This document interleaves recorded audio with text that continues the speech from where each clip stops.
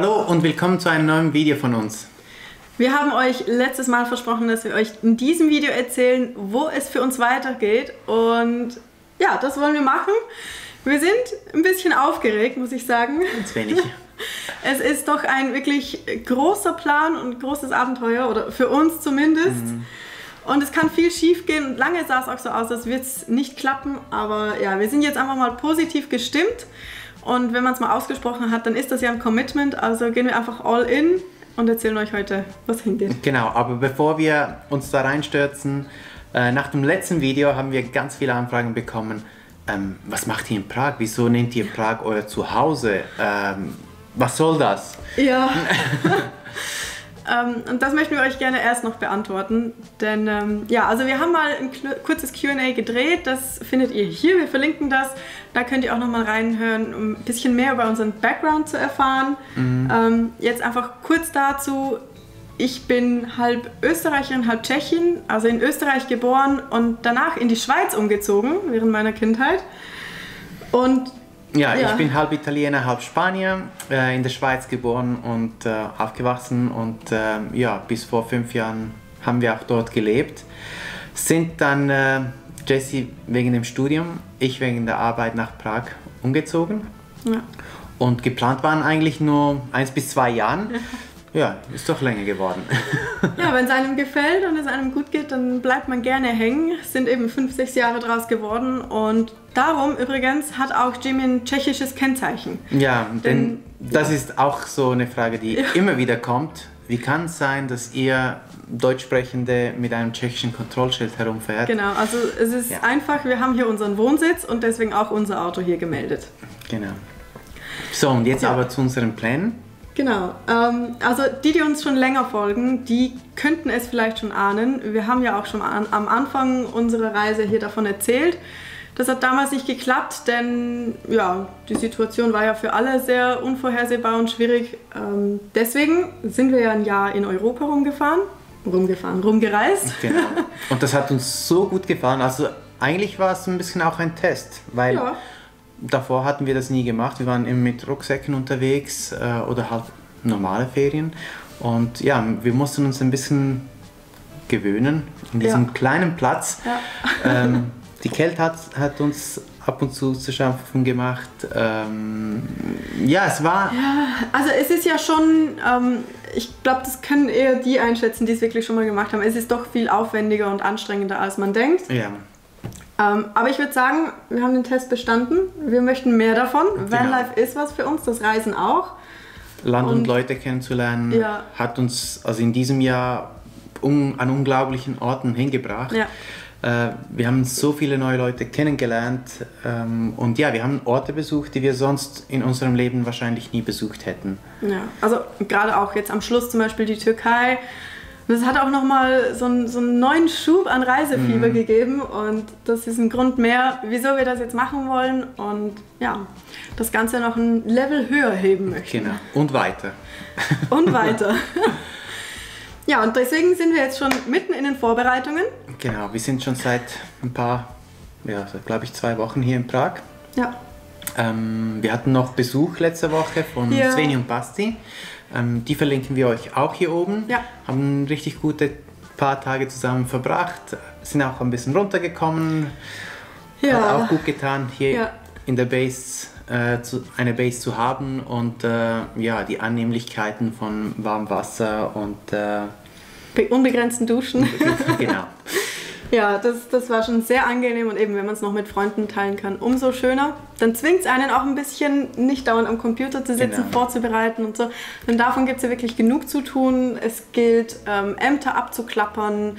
Wir haben deinen Pass hast du erneuert. Genau. Das Fahrzeug haben wir umgeschrieben. Genau. Roberto spricht ja fließend Spanisch, darum macht es Sinn, dass das Auto auf seinen Namen läuft und er dann sich um alles kümmern kann. Und ja, auch Versicherungen, solche Sachen. Ja. Also nicht nur die Versicherung für hier, sondern halt auch für sonst wo. Für sonst wo. Für den Ort, wo wir nämlich auch die Verschiffung hin vorbereiten. Genau, denn Jimmy wird verschifft. Ja. Wir werden dahin fliegen. Und ja, wir haben zum Glück einen sehr guten Partner, der uns mit der Verschiffung hilft. Ja. Dazu werden wir sicherlich noch ein Video bringen. Ja. Allgemein, was alles zu beachten ist.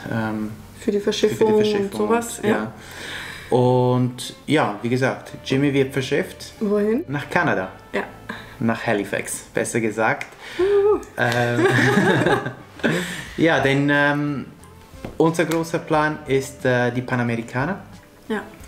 Und ja, wir nehmen das jetzt in Angriff. Wir werden von Halifax, also vom Osten in den Westen fahren, dann hoch nach Alaska und ja, danach ab in den Süden. Ja, nur noch in den Süden. Nur noch in den Süden. Ja, und ist einiges natürlich, was damit auf uns zukommt. Zeitlich haben wir uns da einen Rahmen, also ja, ursprünglich dachten wir, das schafft man in einem Jahr, nicht in unserem Tempo. Nicht, wenn man halt Sachen erkunden will. Also ja, wir sind halt gerne länger an einem Ort und lernen auch die verschiedenen Seiten eines Ortes kennen. Ihr kennt das ja von uns. Ja, darum rechnen wir vorerst mal sehr vorsichtig mit 2 Jahren, denken aber und hoffen auch, dass es länger sein wird. Ja. Ja, aber auf jeden Fall, die Route ist sehr lang und wenn ihr noch Tipps für uns habt, was wir da sehen können, müssen, dürfen, unbedingt bitte schreibt uns ellenlange Listen in die Kommentare, wir würden uns noch so freuen. Oder falls irgendjemand von euch die Panamericana schon mal gemacht hat. Ja. Wir sind wirklich um jeden Tipp froh. Ja. Und wir haben uns gut vorbereitet oder zumindest angefangen vorzubereiten. Aber wir wollen auch nicht jedes Detail quasi durchdenken. Wir wollen uns einfach treiben lassen und die Sachen so nehmen, wie sie kommen werden. Aber es ist gut, wenn man sich orientieren kann. Genau. Also finde ich immer. Ja. Und es ist sicherlich zurzeit halt in Südamerika nicht ganz einfach mit dem Reisen. Das ist auch der Grund, weshalb wir im Norden starten. Der ursprüngliche Plan war eigentlich von Uruguay bis runter Feuerland und dann hoch. Aber da müssten wir jetzt nochmals ein halbes Jahr warten und auf das haben wir gar keine Lust. Nein, also es gibt ja genug Orte auch hier zu sehen, das wissen wir ja, aber wir wollen endlich los. Und ja, wir denken dann halt in der Zwischenzeit, wo wir Kanada, USA machen, Mexiko, dann gehen auch die Grenzen unten im Süden auf. Die sind ja... Ja. Wir werden dann sehen. Wir werden dann sehen. Es muss dann einfach bis dann gehen. Ja, aber auf jeden Fall, also wir werden die ganze Vorbereitung so gut wie möglich aufnehmen. Ja, wir haben, wie gesagt, noch Sachen, die wir an Jimmy updaten müssen. Ja. Wollen wir uns schon drauf. Ja, alles, was zur Vorbereitung für die Verschiffung und was man sonst noch machen muss für die Panamericana. Und ja, wir versuchen dabei auch den wöchentlichen Rhythmus beizubehalten. Genau. Es kann sein, gerade jetzt in der Vorbereitung, dass vielleicht mal ein Video ausfällt oder nachher, wenn wir dann halt noch nicht wissen, wie es funktioniert mit Internet und so vor Ort. Aber, und die Uhrzeit könnte sich vielleicht auch ein bisschen ändern mit der Zeitverschiebung. Wir werden sehen. Aber genau, das wird sich einfach zeigen. Wir geben unser Bestes, aber ja, seien uns nicht böse, wenn mal vielleicht ein Video ausfällt. Genau, aber unser Plan ist eigentlich schon, diesen Rhythmus weiter beizubehalten. Jeden Sonntag ein Video von uns auf YouTube hochzuladen. Und ja, haben wir was vergessen? Falls ihr noch Fragen habt, schreibt es unten in die Kommentare rein. Ich glaube, wir haben alles von unserer Liste. Ein Punkt wäre da noch, und zwar, das haben wir uns natürlich für den Schluss aufgehoben.